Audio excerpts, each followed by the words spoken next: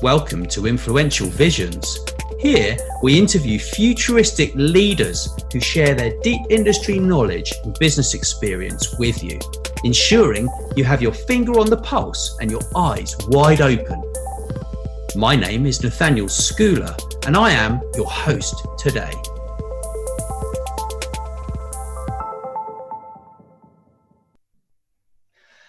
I still smile. I'm trying to get used to the woman at Zoom still saying that to me. This meeting is being recorded. So today I'm very privileged to be joined by Tyler Cohen Wood, and she's actually a keynote speaker, former Defense Intelligence Agency cybersecurity deputy chief and senior intelligence officer. I'm just reading this because it's a long title. Internationally recognized cybersecurity authority, an author and a blogger. And I noticed you were also previously the director of cyber risk management group at AT&T as well, which I think that is correct. Yeah. So we're going to talk basically about cyber threats and risks in the new world order, with obviously COVID-19 right now and beyond that, because I know you know a huge amount about this kind of stuff. And, you know, I think to start with, it would be quite helpful to talk about what people can do to secure their kids and the non-techie kind of family members. Well, first off, thank you for having me on your show. And this is such an important time, and these are such important questions because we are suddenly living a lifestyle where we are at home, and parents are now homeschooling their kids while trying to work from home, and kids are not allowed to do their daily activities.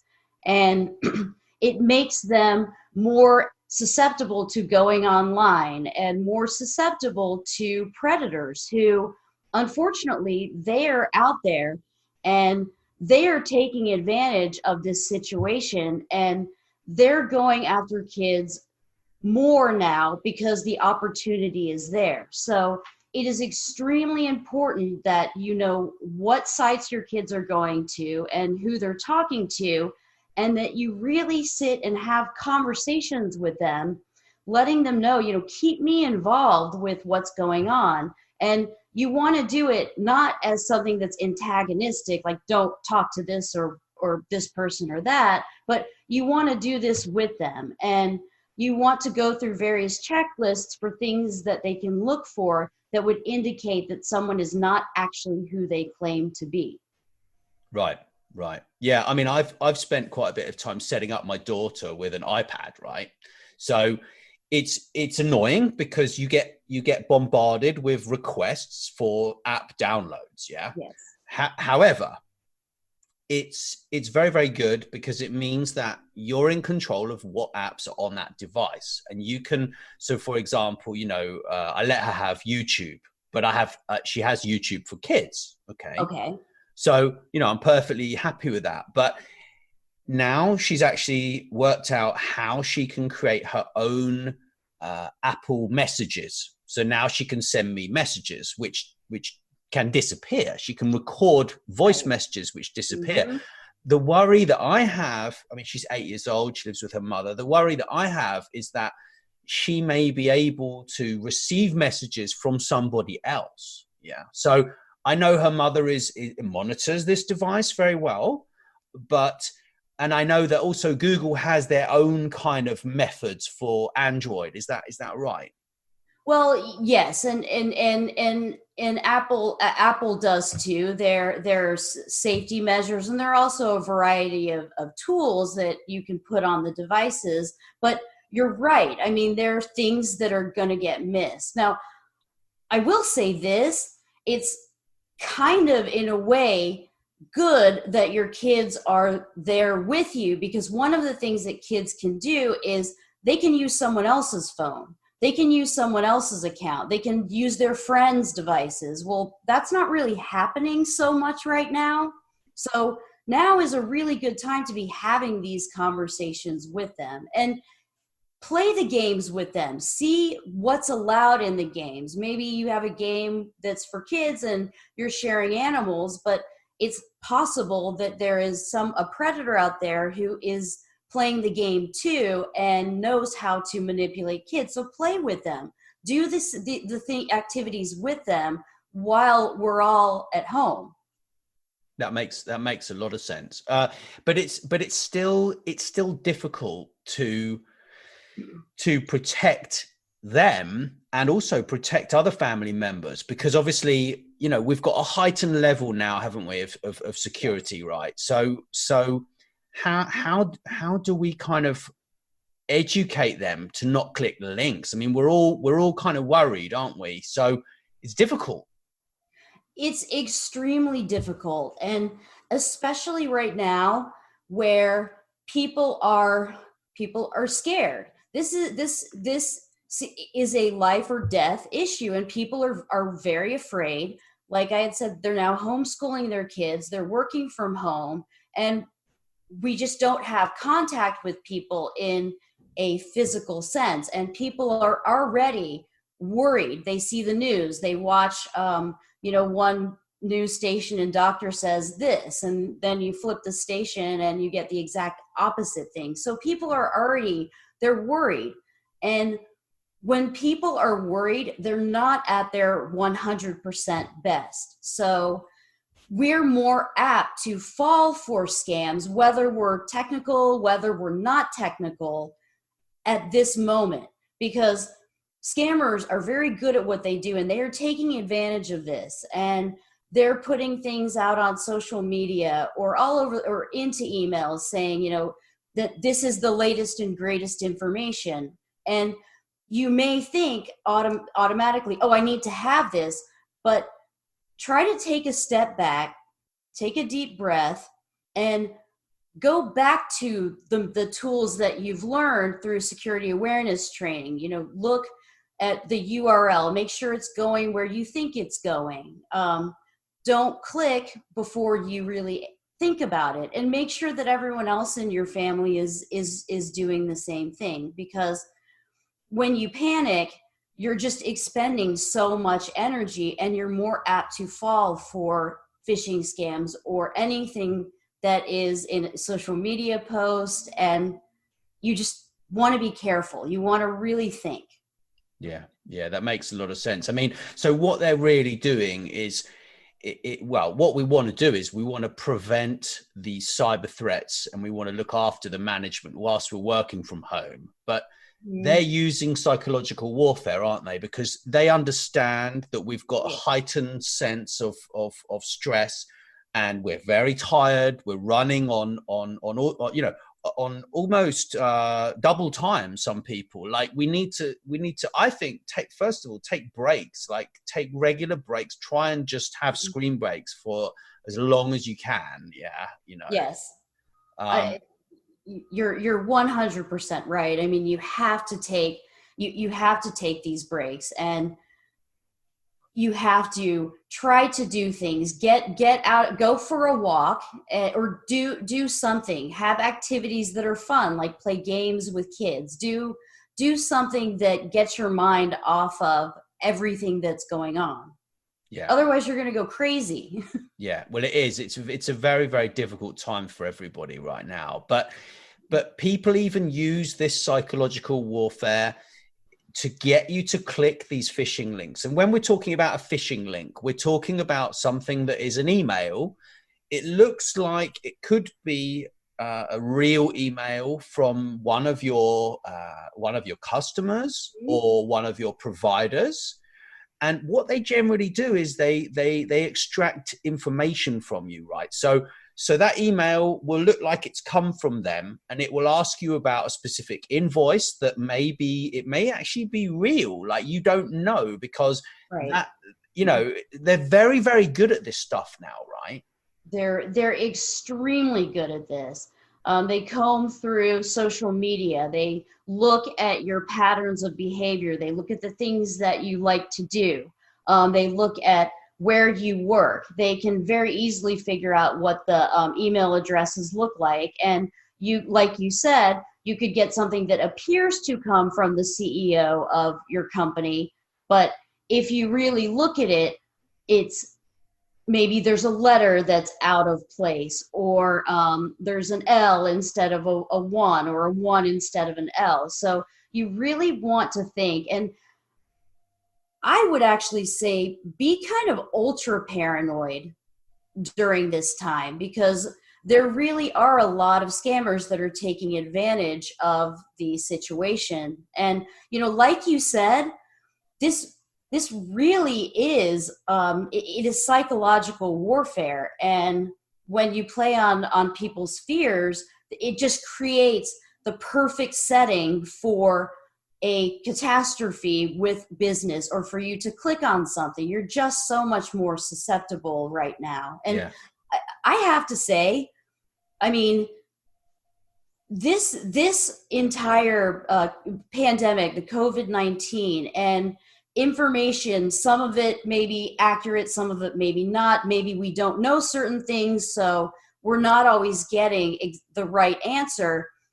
I'm just saying, I know this is a real thing, but if I was a nation state actor, I would be taking notice of how much panic is being caused by what's going on. And if I did not know this was real, I know there's a lot of people that think it's a conspiracy theory, but it shows you just how big of an impact social media actually does have on our global sociology, economy, education, really everything. Yeah. Yeah. So when you're talking about a state actor, you're talking about someone representing a country or a political party. Is that right? Or yes, but not only that, Or also something a different. hacking group that's looking to make money. I mean, this is Right. prime And time. and you're basically talking about using misinformation in order for them to either hurt people, Mhm. inconvenience people, or make money. Is that fair to Exactly. say? Yes. Yeah. Yeah. I mean, I Yes. know working from home right now, it must be very difficult for people in the accounts departments, because they're the ones who could, in essence, they could run a payment right for 200,000, yeah, or Absolutely. 300, 400,000. If the CEO sends them an email, yeah, saying pay this account because the invoice is due, all they need to do is push that button, and that money is just history, right? In any instance like that, pick up the phone and call your CEO and just verify. It's just an additional step. Yeah. Yeah. And usually, phishing types of phishing, spear phishing, it's based on fear. It's trying to get you to do something immediately, because if you don't, something terrible is going to happen. And again, take a step back, take a deep breath. And if it comes from someone and it seems out of character, because people's gut instincts are pretty good. Yeah. And if it feels weird or out of character, just pick up the phone and call them. Yeah, yeah, I agree. I mean, so when we're talking about catfishing, that can be in all elements of your life, right? That Absolutely. can be dating, it can be business, it can be all areas. And these people just do it because they can, right? Like, there's no specific, is there a real reason behind it? Like a psychological thing that they need someone to do something? I don't understand them.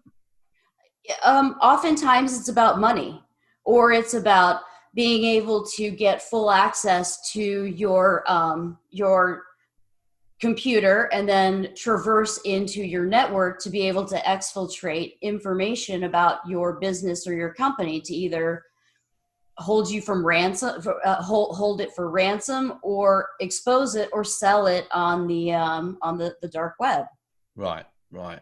Yeah, it's difficult. They prey upon the weak, don't they? And the uneducated, unfortunately. And, it's a very, very difficult thing. I mean, some people just pretend that they're people completely different to who they really are, right? If you knew who they were, like, you'd be like, why am I talking to you even? Do you know what I mean? It's Well, and I mean, I'm so happy you brought that point up, because people oftentimes make the assumption that catfishing is just with dating, but it's not. It really is social engineering. It's what makes up phishing. It's spear phishing, these targeted attacks.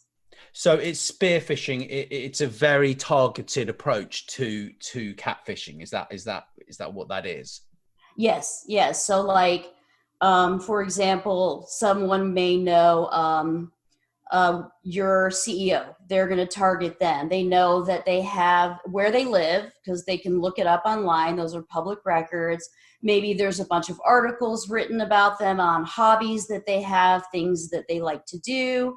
And, perhaps they craft some type of attack directly relating to this person's hobbies or something that they're likely to fall for. So they're really going after, and whaling is when that's whaling as well, when they're going after the big fish. I understand more. Spearfishing is targeted directly to you or your organization. Right. That's interesting. Well, and there's just so much information out there about us, and it's very easy to put together a profile on someone just based on their social media profile, and also a lot of information that's out there about that person. You can easily ascertain the types of words they use, the phrases that they use, the way that they type, who they're typically with, what location they go to. You can who they're where they work. And you can just continue piecing together all of these pieces from open source information and from social media or things that other people post about you. Right. I got it. So right now, people and businesses are more at risk now than ever before, right? Yes. Because of this pandemic, and people are stuck inside. So the criminal minds who would normally maybe go out and like rob someone at knife point, they're stuck. So well, they are. I mean, let's be real about it.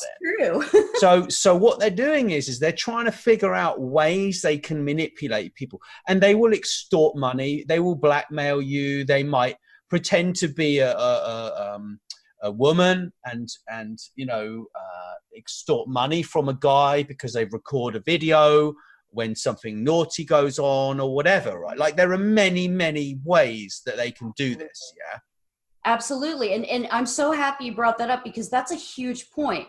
When you're working from home, to understand, we went from a lot of people working from home to activities that we do now in our daily lives that are now going online too, such as going to the doctor, or it's all now televisits, and we are now doing things. We're shopping online more. We're ordering things online. We're utilizing this, and there's an added drain on what is being on the internet, basically. So that's another very interesting thing that you want to look for, because you may be tempted to say, oh my gosh, this is so slow, I just have to get this out. And you may be tempted to disable security settings. Don't do that. Do not do that, please. No. So you're talking about virus protection, aren't you? And that was a point I was going to bring up. Yeah. Because you see, if I get an email, right, and it looks like a phishing link. Yeah. Mm-hmm. I'm a bit stupid, so I will just what I will do is I will go to the sender, and I will look at where it's come from, and I will take that domain name, and then I will put that in my browser. Yeah, I have a very good virus protection, so it will go immediately. It will stop that activity. Yeah, yes. And I will see that it's fake. Yeah, but a lot of people, they will just click the link, and they won't have virus protection, and then anything can happen, right? But it isn't just the virus protection, is it? Because, for example, accepting Facebook friend requests, yeah, like I was interviewing a chief information security officer in England, yeah, and he actually is very well renowned in the cybersec space. He actually hacked the government sitting outside in his car on his laptop, right? I don't think they were very happy about this, yeah. However, he just did that to prove that he could do it, basically. But so I'd been interviewing him for something that I was working on. And basically what happened was I got a friend request from, I thought it was him, okay, on Facebook. Mm-hmm. At the time I had my website open. I was in the back of my website doing some work, some development work. And I accepted his friend request and my website was immediately killed. Immediately, within 15 seconds, my entire website was wiped and it was dead, right? So I was like, so I learned very, very quickly how to restore my website from a backup because my web hosting company has a rolling 30-day backup, yeah? So if anyone hacks me and kills my website, I can, if I really want to, I can renew it very quickly, yeah? So it's kind of like you need to make sure you back up your stuff, right? Like I've got like a BitLocker encryption on my drive. Right. I have a rolling backup that runs 30-day rolling backup on another 2 drives. Yeah. Like, and if I want to, I'll back that up to the cloud as well. Yeah. So it's like, are there other things that you would recommend people do? Yes. Actually, I'm very glad you brought this up, because I just want to make a few things clear. If you do download something that pops up as malware, or you see it start traversing your system, immediately, and make sure you know your IT people's policy on this, but most of their policies are going to be you immediately take off the battery, remove the plug, any type of connectivity, you want to shut that off immediately. And if you don't want to do memory forensics, and right now with everything going on, it's probably not all that likely, just take out the battery off the laptop, pull the plug if it's a desktop computer. You want to do something immediately to stop that from traversing your system and being able to get into the rest of your company's network. And wow. You also want to keep in mind, if you do click on some kind of link, and it's not ransomware, it's another piece of malware that's on your system to take control of your system so that they can see what you're doing via camera, via keyloggers, watching everything that you're typing. You want to make sure that you understand if something like that happens just by using a VPN, that is not securing your connection to your company, because if the hacker has full access to everything you're doing, they can see the passwords that you're typing in, giving them credentials. So you really want to be cognizant of that. And one other thing, you want to be really careful, IoT. So if you have anything that potentially is recording, like Alexa, Echo, any of your personal assistant devices, some of the vacuum cleaners have recording options, TVs. You want to move all of that onto a guest network or a separate network from the network that you have your work laptop on. Also, do not let the kids use your work laptop. Your work laptop is just for work. I know it may be tempting to use social media or whatever. Just use it for work, and use your personal laptop or something else for your social media and for everything else that you do. And the same thing goes with your phone as well. You want to be very careful, especially if you're using your personal phone now for work. If you want to talk to your IT department to see if they have a tool that can help segregate the personal stuff from non-personal stuff. But even so, you want to make sure you know what your apps are actually doing and what they have permissions to. So I recommend having a date with your phone, a glass of wine. We're all home now anyway, and go through and see what every app has access to, because you may be really surprised.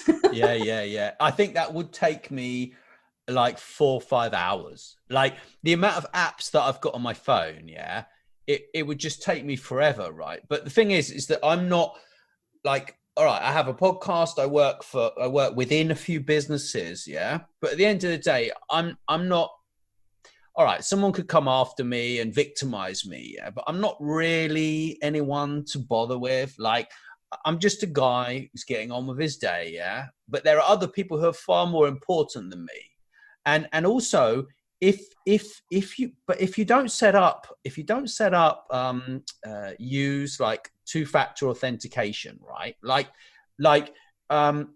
you become an easy target. Like if all your passwords are the same, yeah, you're an easy target, right? Like don't be an idiot, yeah. Like if someone works out one of your passwords and it's the same for everything else, like come on guys, you know, I'm not saying you have to write them down somewhere, because you can use, you know, a password tool that remembers them. Yeah, obviously that's another security risk, because everything's a security risk. Every app you download, every website you visit, yeah, Mhm. everything you do is a risk, right? But the more, well, I'll get back to your first point, but the more you do to to protect yourself, the more layers of security that you add on to it. Like you said, multi-factor authentication. Yes, there are ways of getting around that, but you have that. You also know exactly what your apps have access to. You have your wireless settings to never auto join hotspots or wireless networks, to always ask you before joining. Yep. You know, separating your your now work network from everything else on your devices. You make yourself less of a target. But I disagree. I think you are important. Everybody is, and everybody has something to lose, whether True. it's reputation, whether Yeah. it's financial, and it is not difficult for hackers to get into a social media account, and think about the damage that could be done to reputation. Yeah. So Yeah, well, that's why. everybody has something to lose. Well, that's why you need to check where you're logged in as well. Like, you know, like if you're in Facebook, right, and you look in the back of Facebook and you're logged in to like 7 different devices, yeah, and like 3 of those you don't even know, then poof, you're in some serious. You could be in some serious trouble, because they're monitoring everything that you're doing, right? And Mhm. but the problem is, it becomes more difficult the bigger your network becomes, because then there's more and more risk, right? Like Yes. that's why I love Twitter, because Twitter is it seems more secure than Facebook, yeah. But let's be realistic about it, right? If you know what you're doing and you're really good at hacking things, you can hack anything you want. You can hack an iPhone, you can hack an Android phone, you can hack a network if you really want to do it right. Yes. And not just not me. I mean, there are tools out there that you can buy for a couple of dollars on the internet that will allow you to have ransomware as a service. You can craft it yourself. I Yeah. mean, it there are tools that my puppy could probably type in a couple of keys or paw at it and make something happen. Yeah. But the whole point is that you can minimize the risk, right? Like you can just watch what's going on, minimize the risk, and you know, main thing, just get your home virus protection, right? I mean, that's the most important thing, far as I'm concerned. And if anything weird happens, just turn your machine off, right? Turn your machine off, Take wait the a little battery out. while, and Yep. then if it isn't actually some sort of ransomware and it's just something a little bit weird, if you've turned it off, generally that sort of fixes things. Yeah, would you agree with that? Well, not always, because if if you're talking about if you're not talking about ransomware or some other No. piece of malware, that's if it's downloaded onto your system and executed and kind of starts behaving in a certain way, you're going to have to get that cleaned up. Right. And yeah. I'm not talking about that. I'm just talking about the occasional thing like glitches and stuff, because we can get paranoid, right? Like, yes, excuse me. Like, I mean, I had a girlfriend a few years ago, and her ex-husband, right? Seriously, this is crazy, yeah. Her ex-husband, like, basically worked for a really big bank, yeah, and he was like head of global architecture, right? And he basically, I don't know what happened, but my devices were just hacked all the time, like for like 2 years, yeah. And touch wood, pray to the man upstairs, I don't really have any problems these days, yeah. And it was just like my iPhone kept crashing, like I had messages being read in my LinkedIn all the time. I had emails that were read and disappeared. I had like you have no idea, like it was a complete victimization, yeah. It's crazy. It is. It is. And wow, It's crazy. Mm-hmm. It wasn't nice, and I don't want to be going through that again. Thank you very much. No, no, and that's kind of one of the problems. If someone is targeting you, they're going to continue to go after you and after you. This is for companies too. If they are specifically targeting that, they're going to eventually find a way in. But you will see attempts. The attempts will show up to do some sort of reconnaissance. But if someone really is targeting you, they're going to eventually find a way in. Yeah. So you need to be prepared, right? Like, and have a communications plan. I mean, I did an episode with a very experienced comms PR professional, like 30 years PR.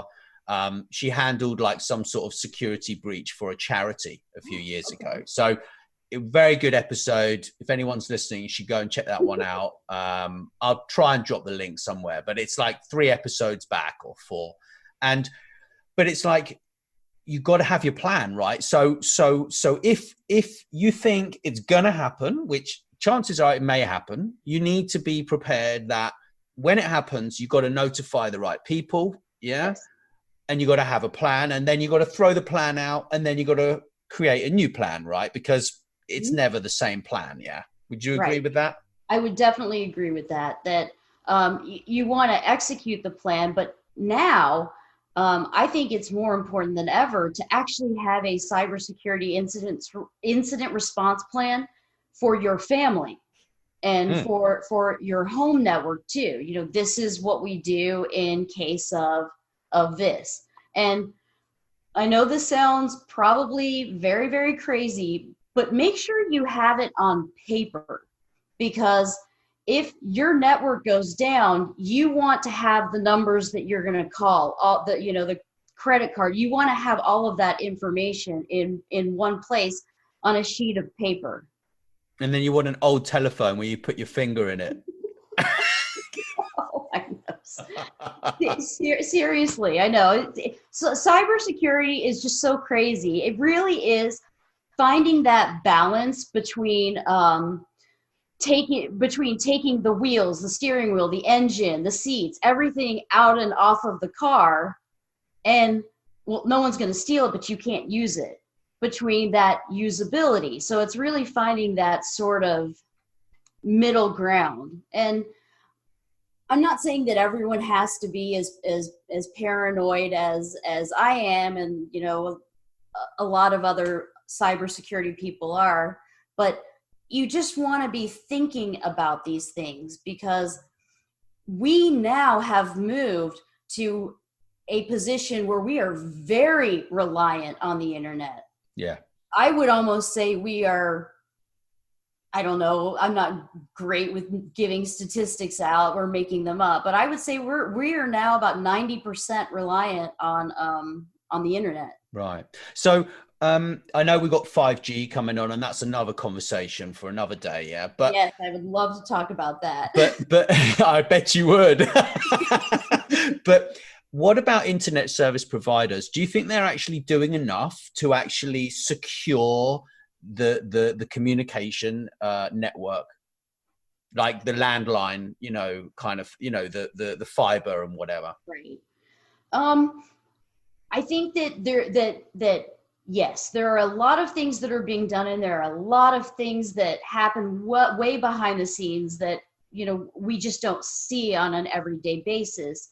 But the problem is, this kind of happened really fast, and we now have moved to, like I said, roughly 90% all internet. So now you have so much more traffic. You have so many more new what are called zero-day exploits out there, which is code that has not yet been defined, or a signature has not been created for it to detect it.